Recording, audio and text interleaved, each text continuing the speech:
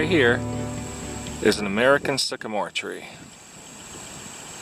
They're pretty much related to the London plane tree and the Asian plane tree. The London plains tree is pretty much a hybrid between the American sycamore and the Asian one, as far as I know. Let me show you a close-up of this tree and why it's so special. So here are the characteristic leaves of the American sycamore. See that central lobe, how it's pretty much longer than it is wide? Another characteristic of it. Okay, the London plane, it's wider than it is long. So look up there, see how those branches are white underneath? If it was London plane, it would be like greenish or red or orange. But the sycamore is pretty famous for peeling and having white underneath. To me, all of them look like army trees. When I was a kid, I thought these were all army trees because they look like camouflage underneath, the way the bark peels. See that bark just peeling off? It peels off by itself naturally because the tree grows bigger than the bark. So the bark becomes tight and just splits off. And it gets new bark underneath, it gets darker as it grows. But look how the trunk looks pretty normal from the bottom half down. Kind of looks like a normal tree trunk. London plane will be peeling pretty much all the way down towards the ground. Okay, another characteristic of the London plane. This is a huge tree. Okay, so this is a decent way to tell if it's an American sycamore is these seed pods. This one's not fully developed, by the way. Once it is, it'll be like a brown color. And it'll break apart easily into thousands of tiny little fluffy seed heads. Very downy. However, the American sycamore often has these seed pods, if that's what you want to call them, growing in singles, hanging in singles. Whereas, say, the London plane, they might be growing in groups of 2 or 3. But it's not a hard fact. It's really difficult to tell these trees apart because of all the hybridizing between London plane, American sycamore, and the Asian variety and stuff. So that's one of the ways you can sort of tell. The leaves at the bottom, that's always varies too.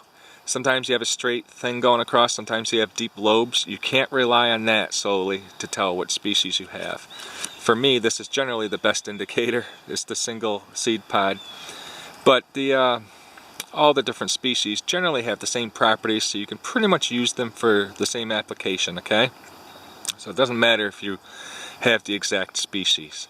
But as far as I know, for me, this is the best way to tell the American sycamore is the single seed pod, and sometimes with the bark. Okay, so there are several reasons why I like these sycamore trees so much. One of them is the sap in it has very little sugar. So if you're in a survival situation and you're trying to get some water and you can't find any, you could always tap into this tree. Now you got to do your research on it because you don't just stick a hole in it. You got to go into the phloem, to where the sap layer is. Okay, you drill into there with a stick or a knife or something. And what you want to do is preferably find it next to a creek bed or a river bed or something like that where the roots are going to reach down and grab a lot of that water and that moisture.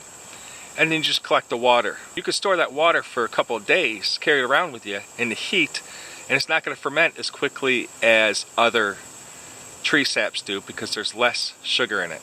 Okay, so it's got some pretty good water. That's a dense wood, so it burns really hot, but it's really hard to get burning. Okay, so keep that in mind. Now, the other property I like about this is something that I don't get to experience firsthand.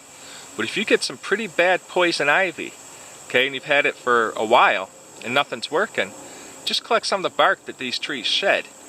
Boil it up into a strong tea. You'll find the bark all over the ground. Pick up a bunch of it, put it in a pan, add some water, and boil it up till it's nice and rich and deep colored. Let it cool off and use it as a skin wash. And for some of my friends I've used this on, it's cured up their poison ivy pretty quickly. Really good stuff. Pretty cool, I mean. So there we go. Here's some bark. It took me literally about 15 seconds to collect this stuff off the ground. As you saw, the tree is constantly shedding bark. So it's easy to find this stuff. Okay? And a cool thing about the bark, I think, something I like about this bark, is the texture it has on it. Those beautiful lines, those little grooves.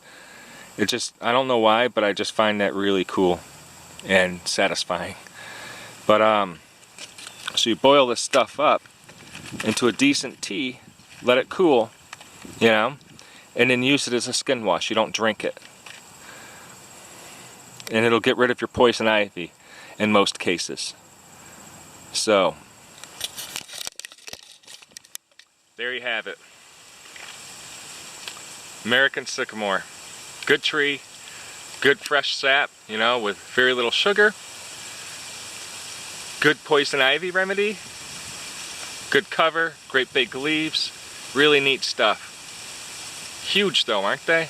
These trees get really big. Let's see if I can actually get far enough away to show you how big this particular one is.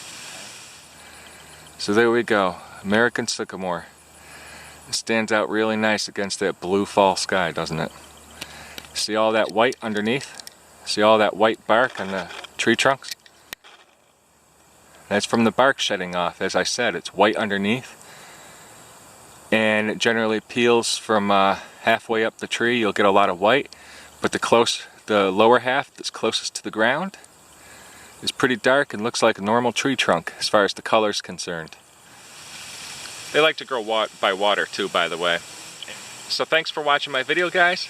I'm Chris Egnoto. Feel free to hit like or subscribe for more videos, and question or comment below.